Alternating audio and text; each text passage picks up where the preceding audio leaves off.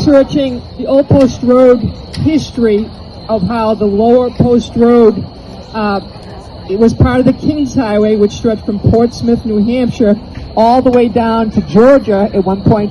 But Old Post Road in this area was kind of short-lived. It was the Lower Post Road from Fairbanks Tavern down to New York. And at New York, or actually Saybrook, Connecticut was the meeting point. The New York rider rode up to Saybrook, or rode a coach up to Saybrook, Connecticut and exchanged mail.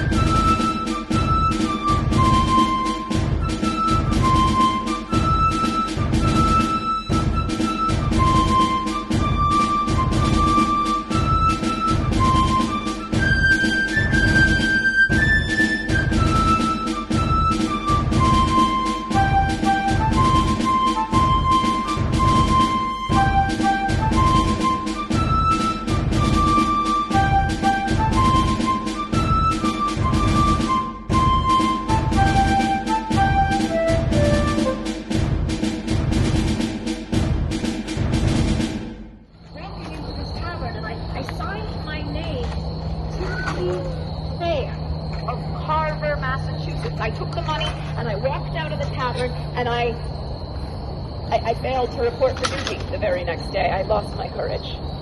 And they recognized me because at this point I was a school teacher. I was an outsider. I was no longer allowed to worship. I was no longer allowed to meet with my friends and my fellow townspeople. But I couldn't stop because suddenly I realized I had tasted power. I had tasted freedom for the very first time in my entire life. The day I was bound out by my mother when I was 5 years old, I had worked from the day I was 5 years old until that point of my life in the year 1781, and I still was broke, penniless. And so within 1 year, I said, I am going to make a change in my life, and I am going to taste that freedom that I tasted for just one day in June of 81. And I was wrought upon by an enthusiasm and a frenzy that could brook no control. And I burst the tyrant bonds which held my sex in awe. And I grasped an opportunity which custom and the world seemed to deny as a natural privilege. I enlisted in May of 82, wearing the man's attire that I myself had mended with Jenny. And I enlisted under the name of Robert Shirtliff. And I was sent into the 4th Massachusetts Regiment of the Continental Army, and we were sent to the Hudson River Valley, where I served the next 18 months in active combat, earning the rank of corporal, engaging in several hand-to-hand combat skirmishes, being hit in the side of the head with a saber, being shot in the thigh by a musket, having been brought to the field hospital. The French surgeon, that's why I say, if there are any French here, bonjour to you, and merci as well. Removing one lead musket ball from my thigh, which I do keep with me for good luck, because if you're ever having a bad day, I just want you to ask yourself, am I digging a lead musket ball out of my thigh right now? And if the answer to that question is no, you are not having a bad day. I have a new recruit in the Army here. Any new recruits? All right, I don't have, all of the new recruits are over there. They're at boot camp over there. I'm going to pass around my lucky musket ball. I see a new recruit. Come on, Aria, right? Uh-oh. Private First Class Aria, come on up. Go. Private First Class Aria, stand right here. This is our new recruit in the Continental Army. That's right, good. Army always goes around the long way. We never cut through the most direct route. All right, you're a new recruit in the Continental Army. Let's give her a round of applause. So you've gotten a chance to hold this, so you know what it is. Everyone's going to get a chance to see this if they want to see it. If you don't want to see it, you say pass. It will go on to the next. This is made out of lead. Please do not chew on it. After we've all had a chance to see it, the last person, please give it back to Private First Class Aria. She's going to bring it back to me, and then we'll give you a promotion. Does that sound good? Not greeted with applause. I was not honored with statues or luncheons or dinners or garden parties. My children never spoke of what I had done. It was not until my grandchildren and my great-grandchildren were realizing that if they didn't speak about what I had done, no one would speak about what I had done ever again.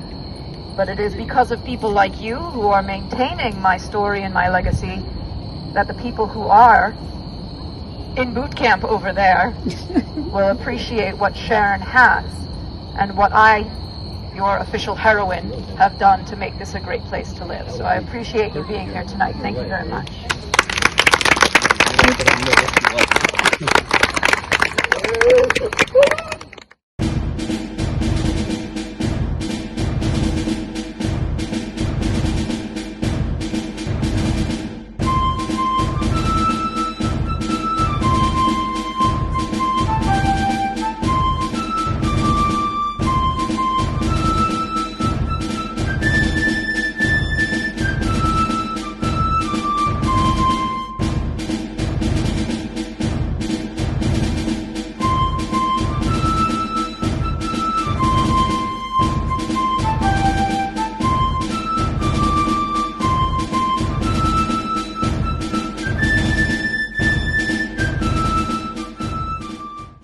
of the official incorporation of the Sharon Historical Society, which is charged with sharing history.